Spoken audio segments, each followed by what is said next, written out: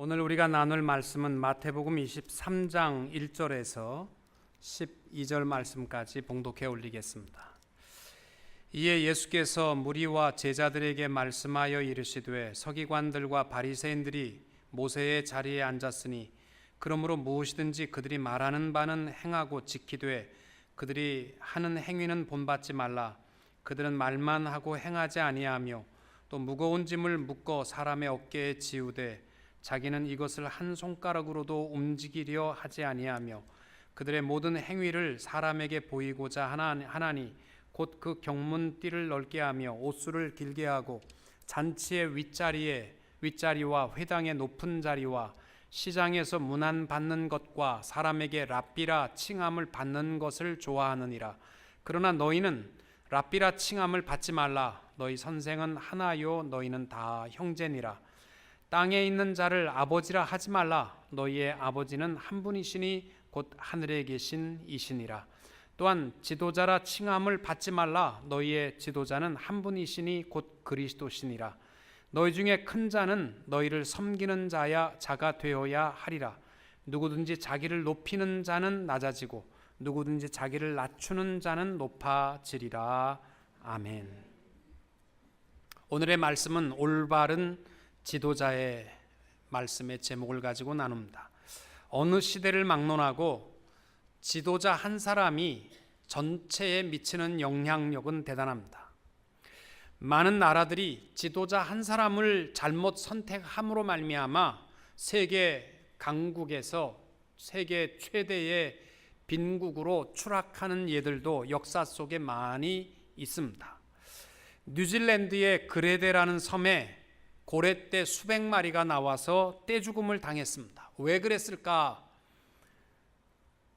어떻게 해서 이 많은 고래들이 육지에 나와서 죽었을까? 거기에 대해서 해양 동물학자들이 조사를 했습니다. 첫째 이론은 아마도 바다가 너무 오염되어서 숨쉬기가 어려워져서 육지로 밀려나와 죽었다라는 이론입니다. 요즘은요, 많은 고래와 돌고래들이요, 군함들이 보내는 이 초음파 때문에 못 살고 괴로움을 당하는 일들이 많아졌다라고 이렇게 말을 합니다.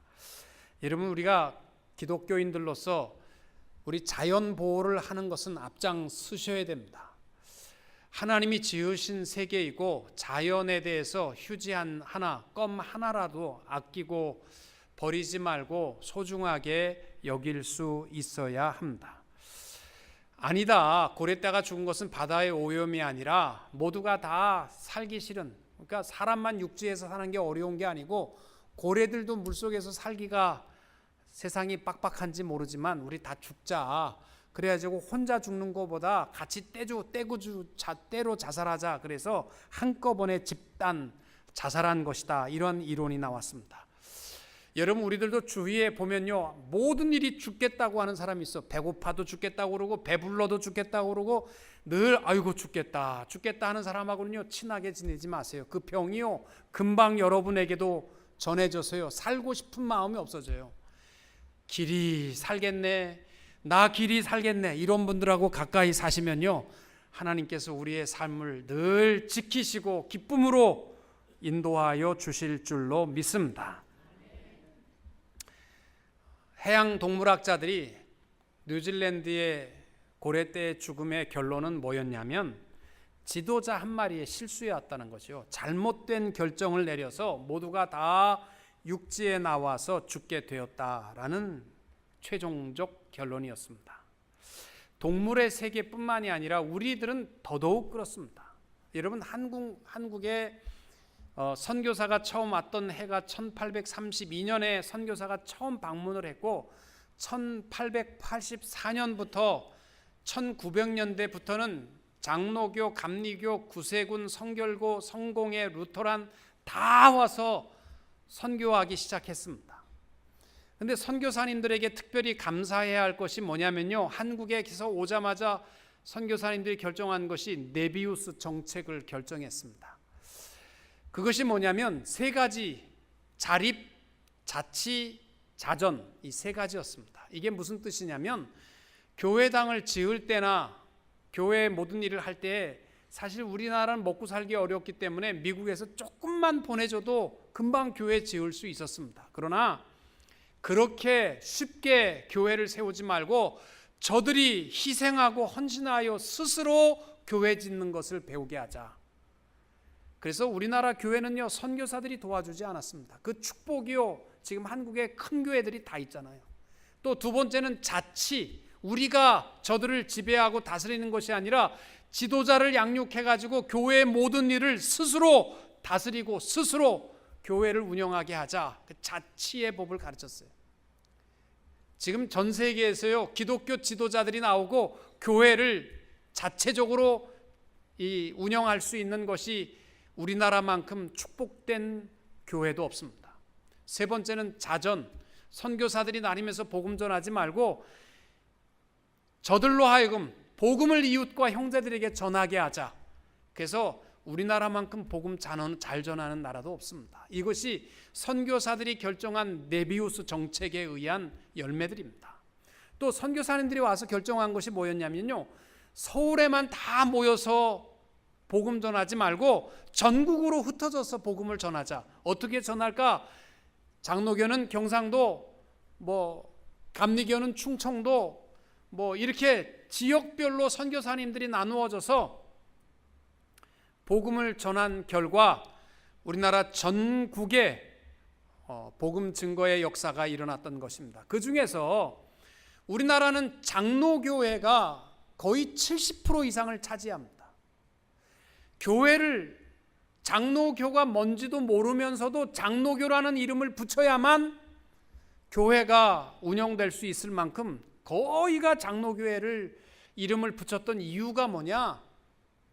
언더우드라는 선교사의 그 특출난 지도, 리더십과 영향력 때문에 한국은 장로교회가 크게 부흥할 수 있었습니다. 이처럼 한 사람의 수고와 헌신은 훗날에는 엄청난 결과를 가져오게 되는 것입니다.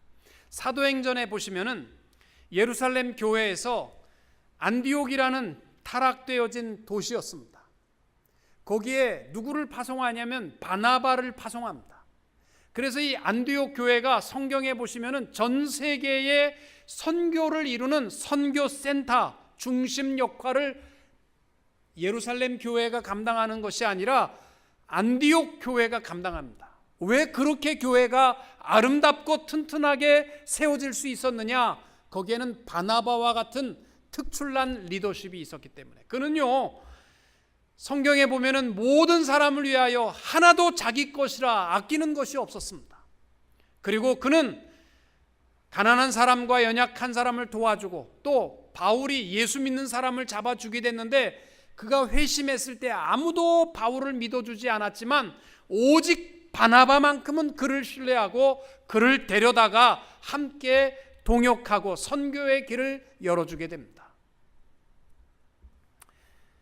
또 유럽이 어떻게 그러한 복음의 큰 특혜와 열매를 맺을 수 있었느냐?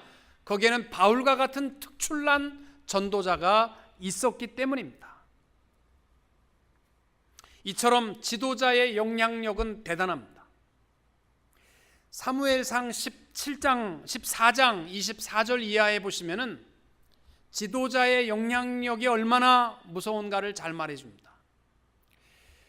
이스라엘과 블레셋과 전쟁하고 있을 때에 블레셋이 이스라엘을 거의 근처까지 왔다가 스스로 자중질환이 일어나서 서로 싸우고 죽였습니다. 그래서 그들이요, 이제는 이스라엘과 싸워볼 것도 없이 다 도망가고 있는데 사울왕이 그것을 알고 이스라엘 모든 군대를 동원하여서 저들을 섬멸하라, 그리고 블레셋을 공격하게 했습니다. 얼마나 계속 쫓아가서 블레셋 군대를 진멸할 때에 그들이 허기졌는지 모릅니다. 그런데 사울왕이 한 가지를 명령합니다. 그것이 무엇이냐면 블레셋을 섬멸하기까지는 아무 음식도 먹지 말라. 먹는 사람은 저주를 받을지어다. 만약에 이 전쟁이 끝날 때까지 음식 먹으면 내 손에 죽는다는 거예요.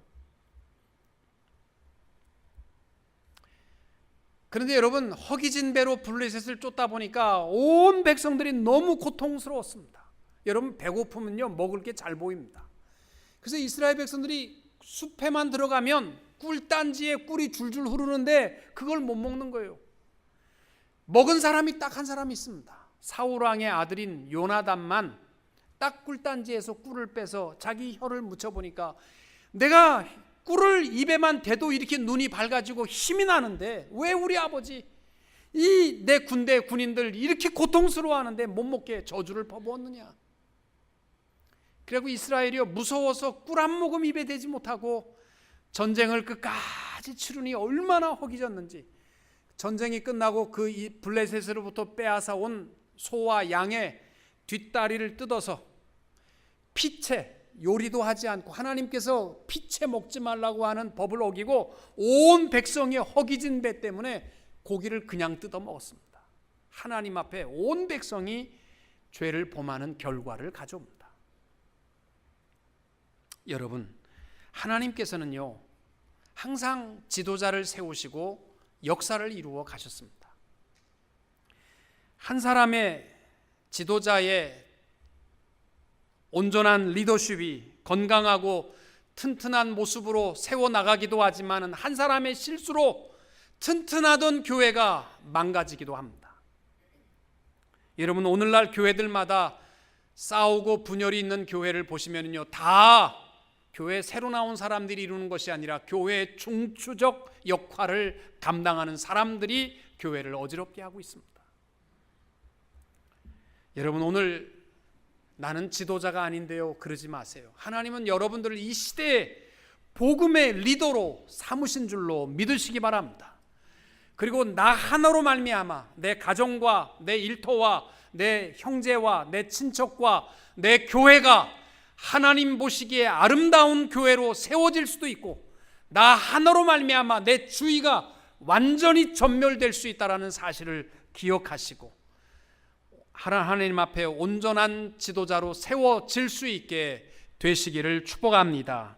오늘 본문의 말씀은 바로 공생의 마지막 주간 화요일 돌아가시기 3일 전에 바리새인들과 서기관들을 바라보며 지도자로서 저들에게 배울 것이 없다 부족한 모습을 지적하고 있는 이 말씀을 오늘 나를 향한 하나님의 음성으로 들을 수 있게 되시기를 축복합니다.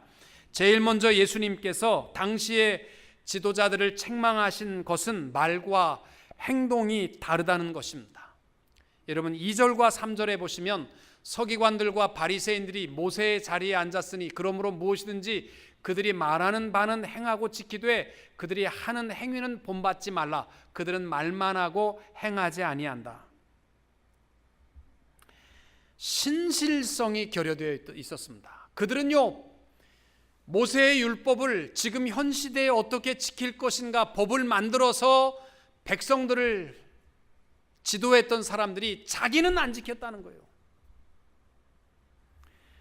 그들의 모습에 대해서 5절에 보시면은 그들의 모든 행위를 사람에게 보이고자 하나니 곧 그 경문띠를 넓게 하며 옷수를 길게 했다. 이 말이 무슨 뜻이냐면 사람들에게 그 자기의 권위와 능력을 보이기 위해서 이 경문띠라는 것은 뭐냐면 율법책을 썼던 양피 껍데기를 의미합니다. 양피 가죽을 의미합니다. 그것을요 조그맣게 해서 손에 거는 것이 아니라 크게 해서 오늘날로 말하자면 성경을요 이따시만한 성경을 가슴에 품고 다니면서 거룩한 모습을 자랑했고 옷수를 길게 했다는 말은 뭐냐면 우리는 이방인과 다르다라는 표시를 하기 위해서 옷에 옷수를 달았는데 그것이 땅에 끌릴 만큼 길게 늘어뜨려서 나는 경건한 사람이라는 것을 보였다라는 거예요. 여러분 하나님이 세우신 사람과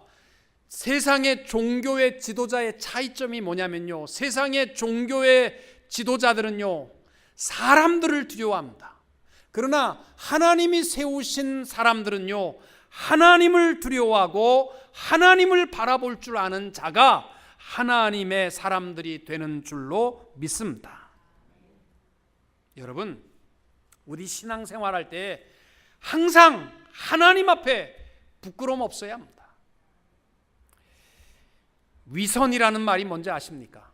원어의 뜻이 뭐냐면 연극 배우라는 뜻입니다. 연극 배우는요, 자기 마음에 슬픔이 가득해도 연극 시간에는 기뻐하고 즐거워하며 웃을 수 있어야 되고, 자기 마음에 기쁨과 정말 그 즐거움이 가득해도 연극 시간에 청중 앞에서만큼은 눈물을 흘리며 절망의 모습을 보여하는 것이 배우입니다.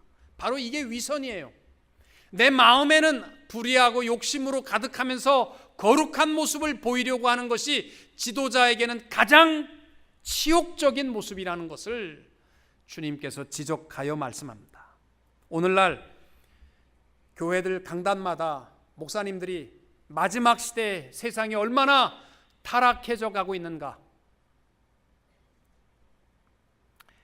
책망하고 돌아서게 하는 사명은 잊어버리고 오히려 세상과 타협하는 현실의 모습에 대해서 축복하고 달콤한 이야기나 자극적인 이야기나 코미디언과 같은 즐거운 이야기로 설교를 채우려고 애를 쓰고 있습니다. 사람을 의식하고 있는 현실입니다. 또 그러한 설교를 명설교라고 우리는 좋아하고 있습니다.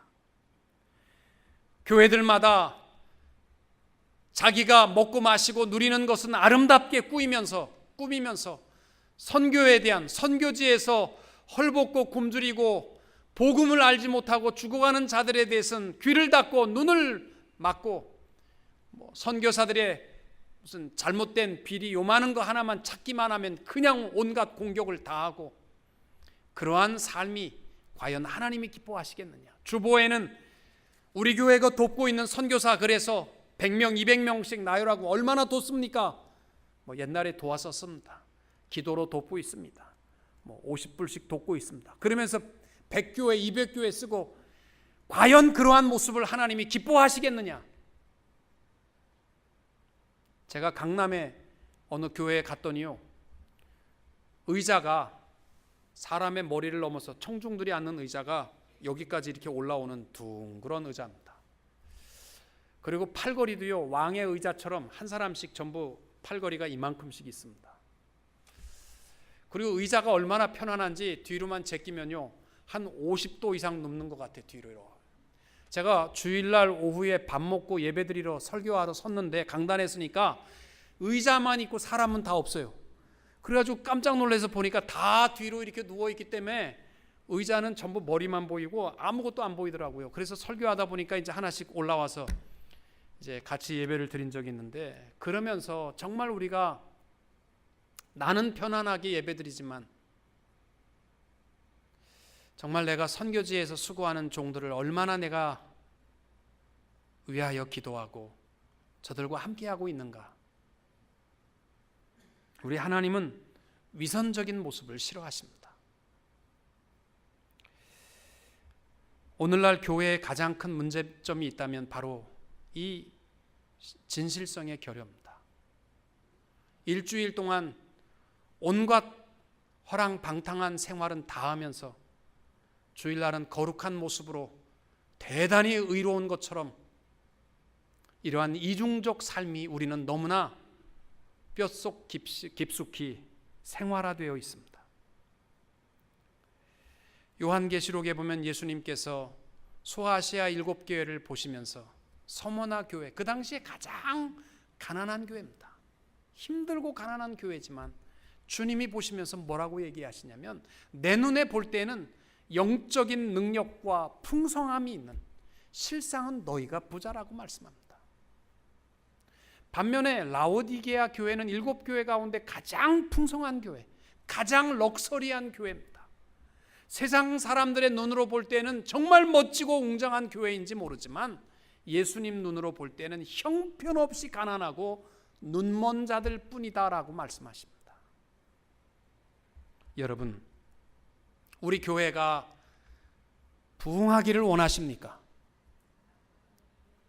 부흥 안 하기를 원하십니까? 뭡니까 도대체? 다시 한번 묻겠습니다. 때를 놓치셨죠? 부흥하기를 원하십니까? 예. 그러려면 뭐부터 해야 되리라고 생각하십니까? 전해야죠. 부흥회를 해야죠. 그거 아닙니다. 부흥의 첫 번째 요소가 뭐냐면요, 진실함입니다. 빌 하이벨스 목사님 윌로우 크릭 철치라고 시카고에 가시면 정말 멋진 교회에 부흥을 이루고 있는 목사님이 부흥을 원하느냐? 부흥에는 화학적 반응 공식이 있다. 그랬습니다. 여러분, 교회가 부흥하려면요, 화학도 잘 하셔야 돼요. 화학 공식이 뭔가 제가 봤더니 HP 플러스 CP 플러스 CC 이꼬르 MI입니다.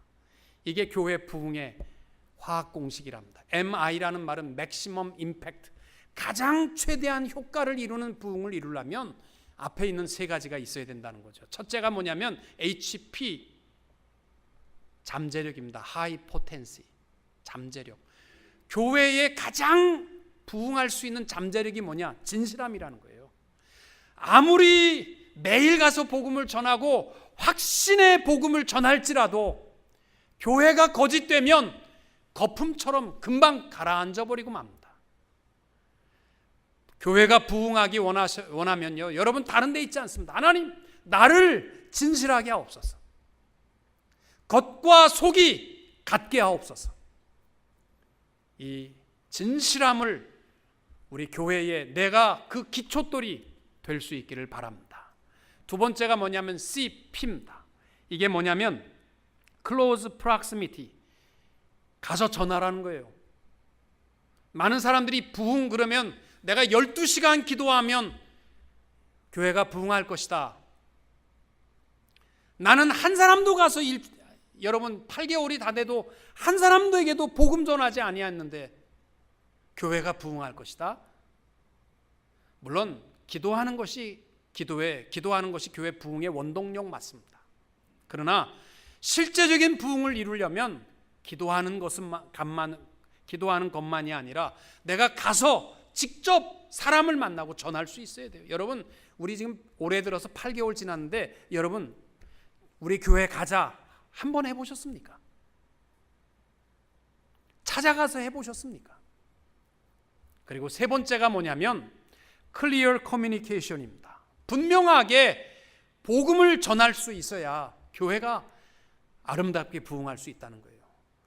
내가 열심히 기도하고 착한 마음을 가지고 사람을 찾으러 갔습니다. 그리고 예수 믿고 교회 가자. 왜 가야 되는데? 와봐, 가디나 시원해. 그렇게 제시해 가지고는요, 효과가 없다는 거예요. 내가 만난 예수에 대해서 증거할 수 있어야 되고, 내가 오늘 하나님이 부르셔도 미안하지만 너는 지옥 가고 나는 천국 간다. 그 구원의 확신을 분명히 전할 수 있을 때에 확실한 효과, 영원 구원의 역사를 이룰 수 있게 될 줄로 믿습니다. 첫째가 신실함입니다. 여러분, 우리 교회 성도님들이 좀 진실하기를 바랍니다. 쓸데없는 얘기 좀 하지 마시고 진실하기를 바랍니다. 두 번째, 예수님께서 지도자들을 꾸짖으셨던 것은 높은 자리에 서로 앉으려고 했던 겸손, 섬김의 부족이었습니다. 6절과 7절에 보면 이렇게 되어 있습니다. 잔치의 윗자리와 회당의 높은 자리와 시장에서 문안 받는 것과 사람에게 랍비라 칭함을 받는 것을 좋아한다. 사람은 높은 자리에 앉기를 사실 좋아합니다. 그거 아시죠? 전 세계 전쟁이 일어날 때마다 유럽의 많은 국가들이 모여서 어떻게 하면 평화를 이룰 수 있을 것인가, 평화를 위한 국제회의를 열었는데, 그때마다 각 나라에서 온 국가 정상들이 서로 좋은 자리에 앉으려고 싸우고 서로 분노하고, 그게 무슨 회의라고요? 평화를 위한 회의인데, 그 평화를 위해서 모인 사람들도요, 서로 좋은 자리에 앉으려고 싸웠다는 거예요. 오늘날 똑같아요. 뭐 G20 무슨 국제 정상회의, 지금도 필리핀에서 무슨 회의를 하는데요, 다 보세요. 미국 대통령 옆에 누가 앉았느냐? 이게요, 무슨 자랑이라고. 높은 자리에 대해서 우리 위상이 대통령, 미국 대통령 옆에 앉게 되었다. 여러분, 하나님 앞에 최고의 자리는 섬김의 자리요, 십자가의 자리가 하나님이 귀중히 여기시는 자리인 줄로 믿으시기 바랍니다. 유럽에 가보신 분들은 알겠지만 유럽에는요 엄청난 교회당들이 있습니다. 그런데 그 교회당들이 지금은요 다 오페라 또는 극장 또는 관광지뿐이지 예배는 없어요. 왜? 여러분 생각해보세요. 저만한 교회를 100년 이상씩 드리면서 교회를 지으려면요 사실 그 당시에 성도들이요 피땀 흘렸습니다. 먹지 못하고 쓰지 못하고 헌금했어요. 그래서 아름다운 교회를 세웠습니다. 근데 무슨 소용이 있어요? 지금 관광객들만 다 가고 있는데 무슨 의미가 있어요? 왜 그렇게 됐느냐? 여러 가지 이유가 있지만 그 중에 하나가 뭔지 아십니까? 특별대우입니다. 특별대우. 그 당시에는 귀족들이 있었잖아요. 그래서 교회들마다 이 맨 앞자리, 요 자리가 S석이었대요. 교회 예배 S석. 그래도 요 앞에 자리는요, 자리도 푹신하고 더 깨끗하고 뒷사람들이 쳐다보지 못하도록 칸막이 쳐놓고 옆 사람들도 보지 못하도록 다 패밀리 칸막이 쳐놓고 그 자리는 그 식구들만 예배드리고 하나님이 기뻐 받으시겠습니까? 그런 예배? 교회는요 차별대우하면 끝입니다. 제가 오렌지 카운티에 있는 멋있는 교회 여러분 가보셨을 거예요. 앞자리 가보셨어요? 다 자기 지정석이 다 정해져 있습니다. 외부에서 교회 온 사람들이 앉으려고도 못 앉아요. 다 지정석 앉아 있고 외부에서 온 사람들은 이름 없는 자리 저 뒷자리 가서 앉아야 돼요. 망하잖아요. 없어졌어요 교회가. 하나님이 기뻐하시지 않는 것 중에 최고는 교만입니다. 여러분 예레미야 13장 어저께 우리 아침에도 새벽 시간에 나누었는데 하나님이 그토록 사랑하는 예루살렘을 하루아침에 멸망할 수밖에 없도록 버리신 이유가 뭐냐? 교만입니다. 예레미야 13장 9절에 여호와께서 이와 같이 말씀하시느니라 내가 유다의 교만과 예루살렘의 큰 교만을 이같이 썩게 하리라. 이게 무슨 뜻인지 아세요? 예레미야에게 배로 띠를 만들어라. 그리고 배를 땅속에 파묻어 두어라. 그리고 끄집어내서 한번 묶어봐라. 배가요 땅속에서 썩어버려가지고 묶으려니까 다 푸석푸석 다 떨어져 버린 거예요. 이 썩는 게 무슨 의미인지 아느냐? 교만은 이처럼 교회와 성도를 썩게 한다는 겁니다. 그 썩게 한 두 번째 모습이 뭐냐면 포도주에 취해서 비틀거림으로 표현하셨습니다. 가만히 보면요 우리가 땅의 것에 취하고 욕심 가운데 취하고 살아가는 근본적인 원인은 하나입니다. 교만입니다. 여러분 혹시 오늘 예배 드리는 사람 중에 나는 저 사람하고는 절대 인사 안 한다. 나랑 수준이 안 맞는다. 저 사람은 나랑 성격이 안 맞아서 저 사람은 나 보고 싶지도 않다. 이런 분이 계신다면 미안하지만 교만하신 분입니다.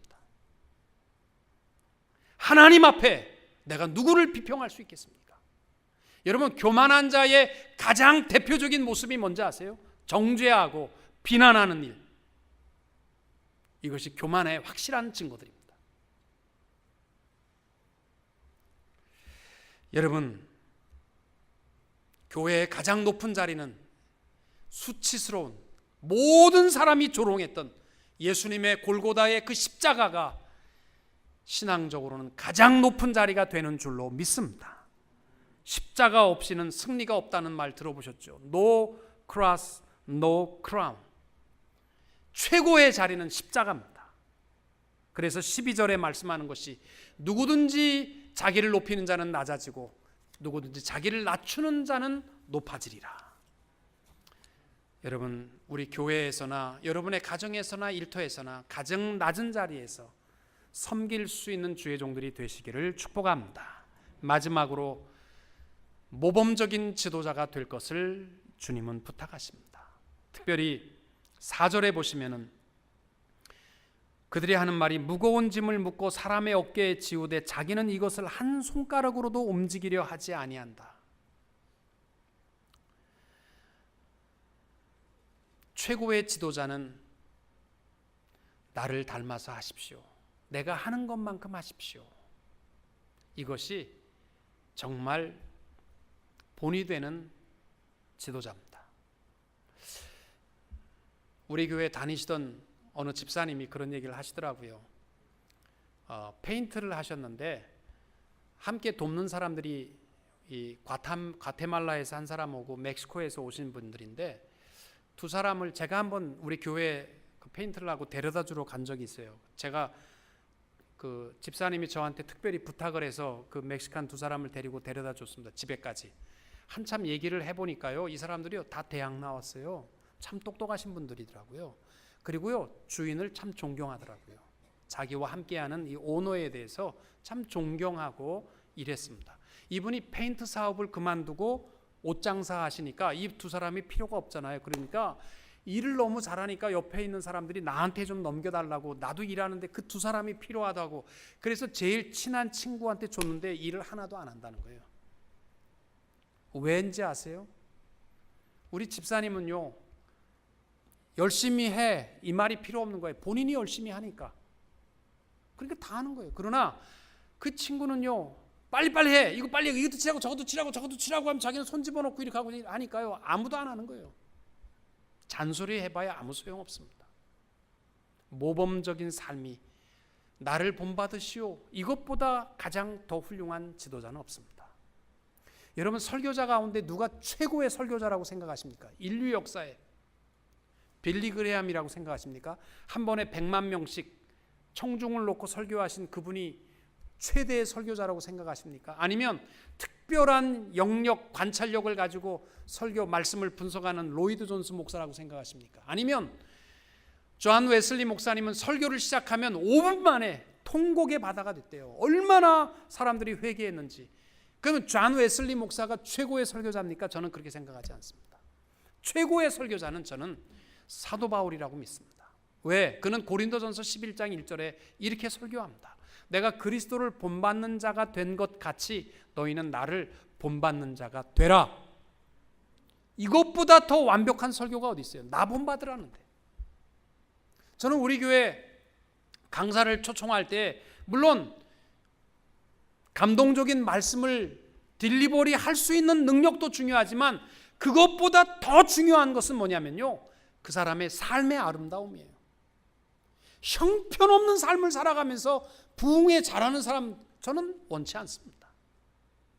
말을 더듬거린다 할지라도, 만약에 강단에 서서 1시간 설교를 몸이 아파서 못한다 할지라도 여러분 나를 본받으세요, 이렇게 설교할 수 있는 분이라면 최고의 설교 아닙니까?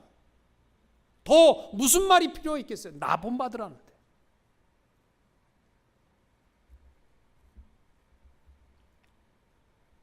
사도 바울이 완벽해서 나를 본받으라고 한 것은 아닙니다.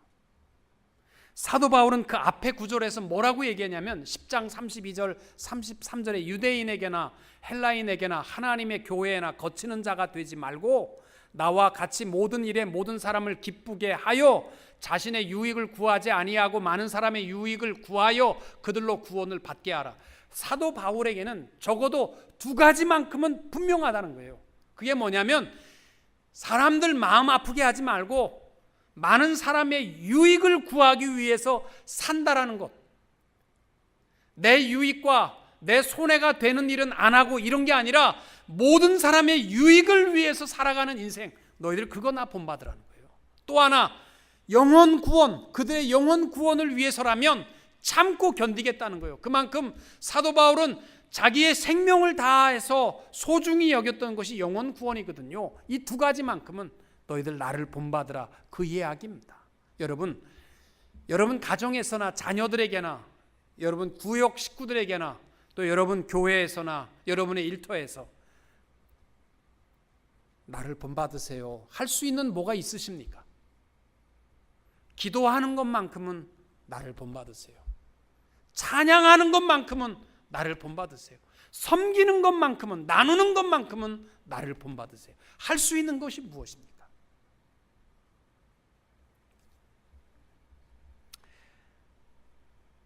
예수님께서 본이 없는 지도자의 모습을 책망하신 것입니다. 말씀을 정리하고 마치겠습니다. 하나님은 이 시대에 우리를 우리의 자리에 세워주셨습니다.